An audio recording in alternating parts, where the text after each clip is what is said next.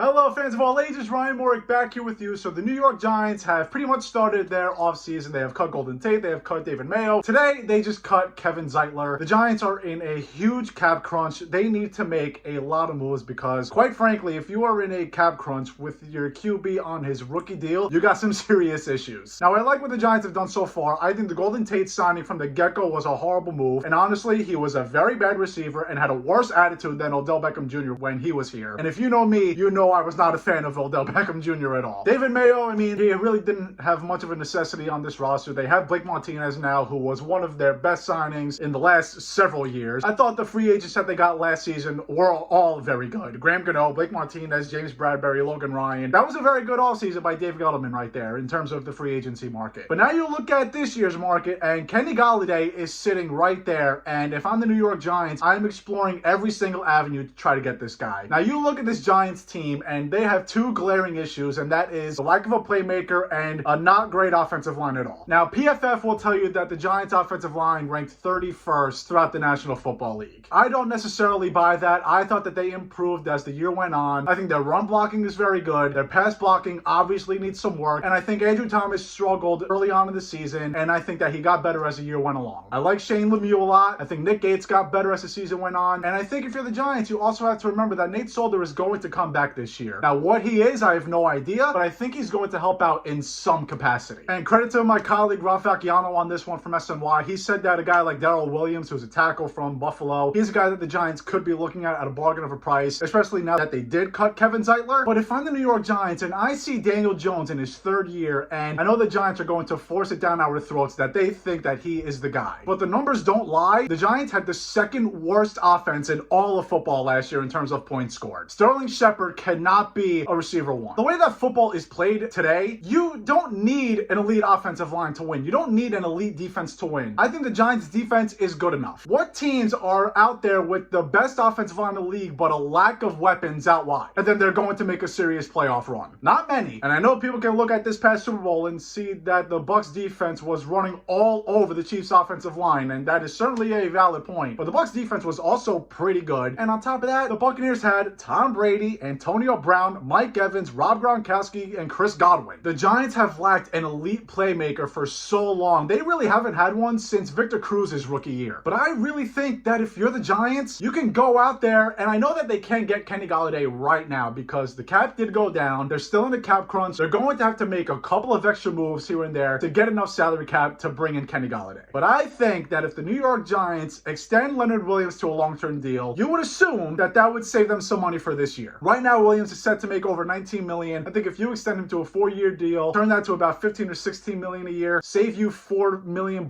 this year, that gets you extra cap space to sign Golladay. And imagine bringing in Kenny Golladay and then drafting a receiver at 11 if one of Devonta Smith, Jamar Chase, and Jalen Waddle falls there. The Giants would go from no weapons to bringing Saquon Barkley back and having two very good wide receivers. And if you're the New York Giants, going back to Daniel Jones, the success of Daniel Jones and finding out the answer of what he really is, I think is the most important aspect of this Giants team in 2021. No matter what moves the Giants make, they're not going to be a serious contender. But I think the Giants really need to figure out if Daniel Jones is the answer long term. And I don't think that Sterling Shepard as a receiver one with a better offensive line is necessarily the answer. And honestly, there aren't really a lot of offensive linemen on this market that I look at and say that the Giants have to go get that guy. Joe Thuney and Trent Williams are probably the two best, but Trent Williams is 33 years old. And honestly, I stay away from anyone who Bill Belichick doesn't want. And as of right now, the Giants don't have space to bring in two good free agents. Maybe they can bring in Darrell Williams for the offensive line and maybe a guy like Curtis Samuel and draft a guy out wide. But the difference between a guy like Kenny Golladay and Curtis Samuel is immense. And the Giants already have a Curtis Samuel. They already have basically two Curtis Samuels in terms of size in Sterling Shepard and Darius Slayton. Kenny Golladay is 6'4", he's 210 pounds, he's a high point receiver, he is a red zone receiver, and the Giants haven't really had that since Hakeem Nicks. Boosting up the O-line would obviously be successful, and it's something the Giants have needed to do for almost 10 years now. But I really don't think that no matter what avenue you go in this offseason to try to improve the offensive line, it's not going to make that much of a difference. But if the Giants can get Kenny Golladay and draft a receiver at 11 and extend Leonard Williams, that is one hell of an offseason for them. That offense would already be so much better. And if you're the Giants, yeah, you don't make a lot of moves for this offensive line. But again, Nate Solder is coming back. Again, who knows what he is, but I think he's going going to help out in some way, shape, or form. And you have to hope that these young offensive linemen do take the next step. And yes, that is a big risk. But again, for Daniel Jones, you really need to figure out if he is the answer. And I think the best way to do that is to give this guy good weapons. Otherwise, the Giants are just doing the same exact thing that the New York Jets did. The Jets ruined Sam Darnold by year 3 because they could not give him any solid weapons around him. The Giants have an opportunity right now to very quickly become a real force to be reckoned with on offense. Saquon Barkley, Kenny Golladay, any of these rookie receivers, and then Sterling Shepard as your third receiver, and Darius Slayton, who showed glimpses in his rookie year. And that's the thing too, Sterling Shepard does get hurt a lot. So that means that Darius Slayton would have to become this team's first receiver if they didn't go out and get a couple of guys out wide. I know it is a lot easier said than done, but it really seems simple to me. Try to restructure another contract here or there. I don't think the Giants can cut Nate Solder just yet because that would be a $10 million cap hit. Next year, they'd be saving $14 million